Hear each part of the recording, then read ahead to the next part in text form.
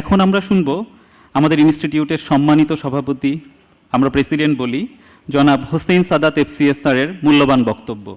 Sir, আপনাকে মঞ্চে স্বাগত জানাচ্ছি। আসসালামু আলাইকুম। আমি এতক্ষণ সামনের সারিতে বসা ছিলাম, সবাইকে একসাথে এভাবে দেখার সুযোগ হয়নি। তো মঞ্চে দাঁড়ানোর পরিপ্রেক্ষিতে আমি সবাইকে একসাথে দেখতে পাচ্ছি এবং আরেকটু ভালো লাগছে যে আমরা সবাই সাদা রঙের গেঞ্জি পরে এখানে অ্যাসেম্বল হওয়ার চেষ্টা করেছি, অলমোস্ট সবাই পরেছি। আরেকটু ভালো লাগছে, আমি একজনের কাছ থেকে কথাটা ধার করছি, কপিরাইটের বিষয় আছে, I need to be careful. Channel I একটা স্লোগান ইউজ করে, হৃদয়ে বাংলাদেশ। আপনারা যদি দেখেন আমাদের এখানে আমরা আইসিবি লিখে রেখেছি, সুতরাং হৃদয়ে আইসিএসবি।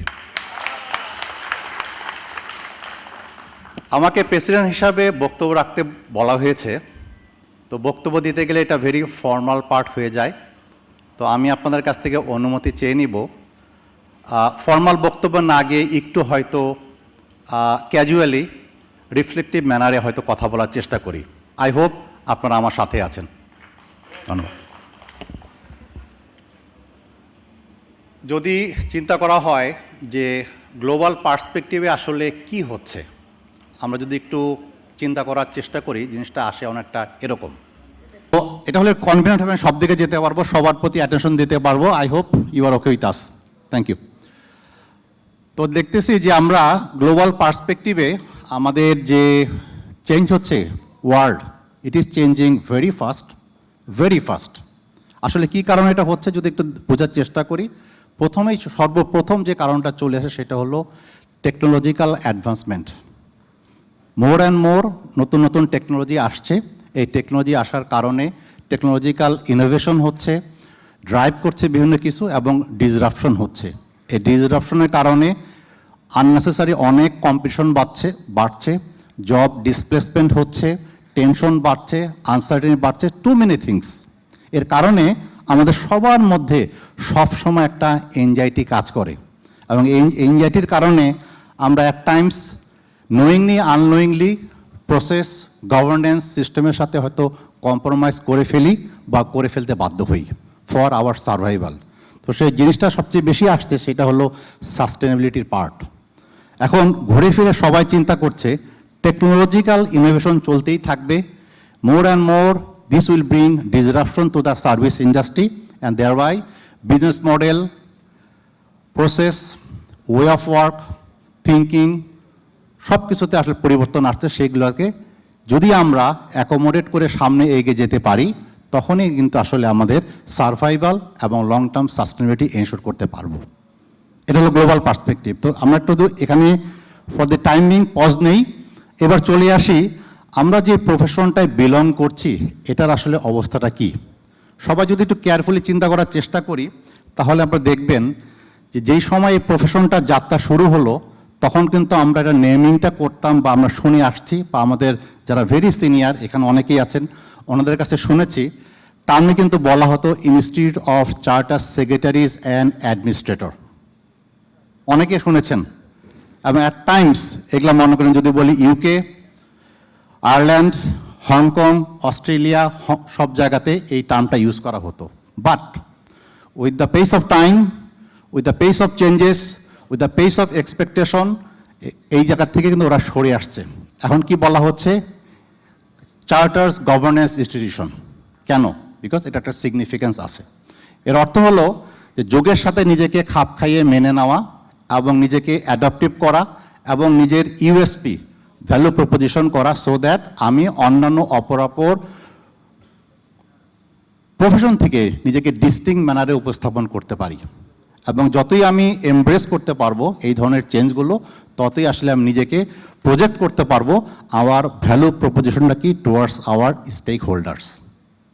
এখন আমাদের যদি এশিয়াতে আসি, এই লাস্ট উইকে আমার এক কলিগ মালয়েশিয়াতে থাকেন, উনিও মালয়েশিয়ার ইনস্টিটিউটের মেম্বার, তার সাথে কথা হচ্ছিল।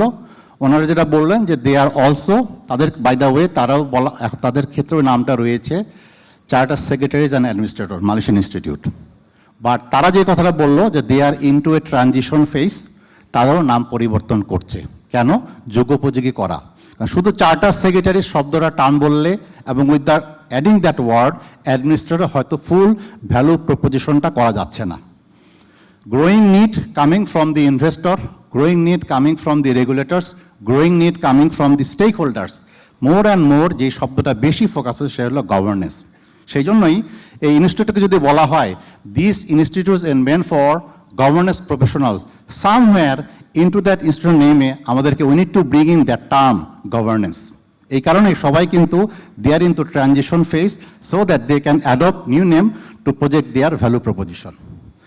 এখন অনেকে করতে পেরেছে, অনেকে চিন্তা করছে, অনেকে করেনি। এখন আমাদের ক্ষেত্রে যদি আমরা আসি, বাংলাদেশে এখন আসি, আমরা যখন 1997 যাত্রা শুরু করলাম আমাদের ইনস্টিটিউট, তখন কিন্তু আমরা বলতাম কি institute of charter secretaries and managers of Bangladesh. যখন আমি শব্দটা বলছি অবশ্যই আমাকে শ্রদ্ধার সাথে ওই সময়কালীন যে লিডারশিপ, যে বা যারা ফান্ডিং জড়িত ছিল এবং যাদের হাতে ইনস্টিটিউটটা ফর্ম করা হয়েছে, আমরা তাদেরকে শ্রদ্ধার সাথে স্মরণ করছি। ওইটা দিয়ে মনে করেন বাংলাদেশে আমাদের যাত্রাটা শুরু হলো। তখন হয়তো এক ধরনের ফিলোসফি, এক ধরনের আন্ডারস্ট্যান্ডিং, এক ধরনের মাইন্ডসেট ছিল। যুগটা হয়তো ওই সময় চলে যাচ্ছিল যে okay so long we carry that term we can project our value proposition এবং thereby our stakeholder এটাকে বুঝতে পারবেন। বাট দেখা গেলো এইভাবে যখন জার্নি চলতে চলতে আমরা কিন্তু কোথায় আসলাম 2010-এ। তখন গিয়ে কী হলো, আমরা কিন্তু we got a new name, we got a legal existence. এবং এটা বলার সাথে সাথে আমি ওই সময়কার যে ফুল লিডারশিপ তাদেরকেও শ্রদ্ধার সাথে আমি স্মরণ করছি। তারাও একটা যুগোপযোগী উদ্যোগ নিয়েছে। Number 1, they brought in legal existence. Number 2, they renaming the institute. Then we call it charter secretaries of Bangladesh. এখন যেহেতু জার্নিটা হয়ে গেল এই 2010 থেকে, এখন কিন্তু আমরা কোথায় আসছি 2026। এবং আপনাদেরকে আবার কৃতজ্ঞতা জানাচ্ছি বিকজ লাস্ট অক্টোবরে আপনারা আমাদেরকে ভোট দিয়ে কিন্তু এই কাউন্সিলটাকে এনেছেন। এবং যেহেতু এনেছেন আমাদেরও কিন্তু দায়িত্ব আছে, আসলে আমরা দায়িত্বশীল আচরণ করতে পারছি কি না, নাম্বার 1। নাম্বার 2 হলো আমরাও কি আসলে যুগোপযোগী হতে পারছি কি না। আর এই যুগোপযোগী বলতে আসলে কি মিন করার অর্থ হলো আমরা যখন আপনাদের সাথে উঠা বসা করেছি, যোগাযোগ করেছি, ক্যাম্পেইনে গিয়েছি, ইলেকশন করেছি, অনেক সময় অনেক আমাদের ভাইদের কাছ থেকে, সিনিয়রদের কাছ থেকে, পিয়ার কলিগদের কাছ থেকে অনেক রকম ফিডব্যাক পেয়েছি। কেউ বলেছেন যে there should be a day particularly meant for celebrating charter secretaries. আবার কেউ বলেছেন যে আমাদের যে গভর্নেন্স নিয়ে কাজ করি, কেন আসলে গভর্নেন্স ডে হবে না। তো এই সমস্ত ফিডব্যাকগুলো নিয়ে কিন্তু আলহামদুলিল্লাহ আমরা এখন যেই কাউন্সিলে সবাই বসা আছি, সবাই মিলে কিন্তু একটা ভেরি হেলদি ডিসকাশন রান করেছি যে আসলে আমাদের করণীয় কি। আমাদের যারা কলিগ রয়েছেন, আমাদের যারা সম্মানিত মেম্বার রয়েছেন, নিউ জেনারেশন যারা আসছে, পড়াশোনা করছে, যারা মাত্র বের হয়েছে, এরা আসলে কিভাবে আমাদেরকে দেখতে চায়। তখন থেকে আমাদের যে আইডিয়াটা জেনারেট হলো যে okay, we have founding day, we have enactment day, why don't we have charter secretary day. এই হলো আমার যাত্রা শুরু। তো এখান থেকে যদি বলা হয় যে এখান থেকে আমরা একবার চিন্তা করেছিলাম গভর্নেন্স ডে করা যায় কি না। এখানে অনেক প্রজ অ্যান্ড কনস আছে, ডিফারেন্ট অ্যাঙ্গেল আছে, সেই ডিটেলসে এখন আমি ডিসকাশনে যাব না, it may take some time. But আপাতত আমরা সবাই মিলে যেহেতু কনসেনসাসের মধ্যে দিয়ে আমরা এই কাউন্সিলটা যাচ্ছি, আমরা সবাই মিলে কনক্লুড করলাম যে let's bring in the term charter secretary day today, and that's why we are here today. তো এখন এই ডেটটা দিয়ে আসলে কি সিগনিফাই করছে। নাম্বার 1, আমরা সবাই জানি অন্যান্য অপর বাংলাদেশের প্রফেশনের তুলনায় আমাদের এই প্রফেশনটা জন্ম অনেক পরে হয়েছে। সঙ্গত কারণেই তাদের সাথে কম্পিটিশনে কিন্তু আমরা অনেক পিছিয়ে আছি। It's natural, let's accept it, but at the same time we would like to move on.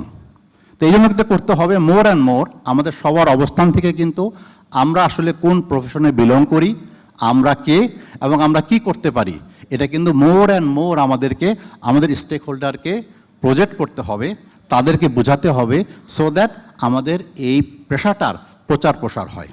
তারই পরিপ্রেক্ষিতে এই আজকে যে ডেটটা করা হচ্ছে চার্টার সেক্রেটারি ডে, এটা কিন্তু একটা অবজেক্টিভ।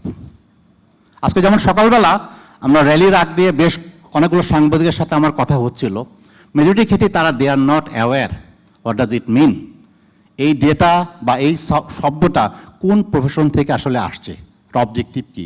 এই যে মনে করেন আমরা একটু 10 জন সাংবাদিকও যদি কথা বলে থাকি, এই 10 জনকে যখন 10টা টিভি চ্যানেলে অ্যাম্প্লিফাই করবে, হয়তো মনে করেন 10 লাখ লোকের কাছে রিচ করে যাবে। That's how we would like to proceed. তো ইনশাল্লাহ আমরা এই দিনটা কন্টিনিউ করব। হয়তো পরবর্তীতে আবার আরেক জেনারেশন আসবে, they may have different thoughts, different philosophy, এবং ওই সময়ের গ্লোবাল কনটেক্সটও হয়তো চেঞ্জ হবে। তারা তখন যেভাবে ভালো মনে করবে সেটাকে নিয়ে যাবে। এই জন্যই আমাদেরকে সবাইকে চিন্তা করতে হবে, নাম্বার 1, যে আমাদেরকে সবাইকে ফোকাস থাকতে হবে আমার কমিটমেন্টটা কি, আমার রুট কজটা কি, এবং আমাকে ওপেন থাকতে হবে so that any time, any moment, if needed, we can embrace the changes. সুতরাং শেষ করার আগে আমি আবার বলতে চাই, তা জানি আমাদের মনে করায় দেওয়ার জন্য, founding day, enactment day, charter secretary day, it's the new beginning. Thank you.